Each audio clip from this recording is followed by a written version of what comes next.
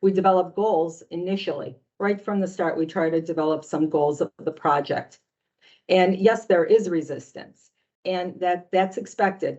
But one of our primary goals is sustainability. So we like to work with the individuals to develop sustainability. One thing that we are aware of with change is what may work for me may not work for you. And this is where we like to have everyone involved.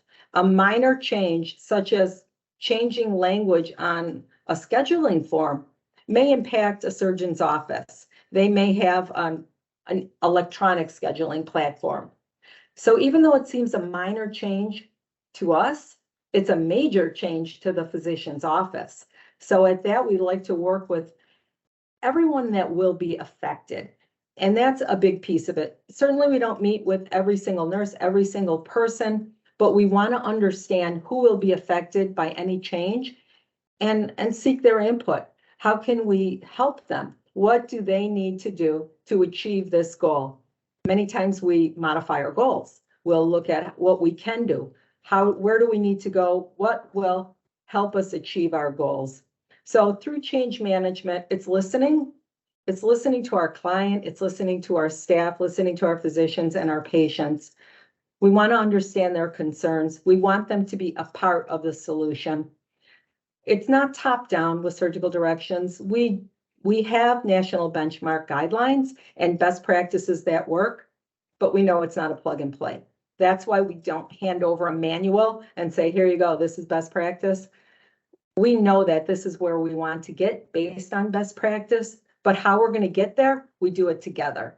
And that's what drives our change management and our success for sustainability. We want to have a variety of people involved in the change process so that they can offer their suggestions. And we like to have leaders that will make it happen, and constant reinforcement. And we monitor change to see if it has been effective. We develop KPIs, key performance indicators. We audit processes, and we do observations to see what has changed and what do we need to continue to work on. Culture is one of the key components for staff retention. And I've been in nursing for quite a while. And the behaviors that I used to see in my personal life many years ago, it's not acceptable. It was not acceptable then, and it's not acceptable today.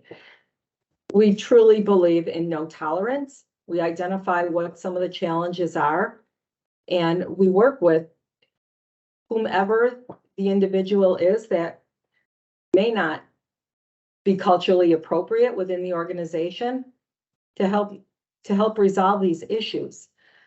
Disruptive behavior is common in perioperative services. A lack of DEI is common in perioperative services. And this is where we work with leadership and staff to identify what are the problems in the organization and how can we resolve this. And we look for solutions that also have accountability. So there will be oversight and holding people accountability to follow the guidelines to improve culture and the workforce environment.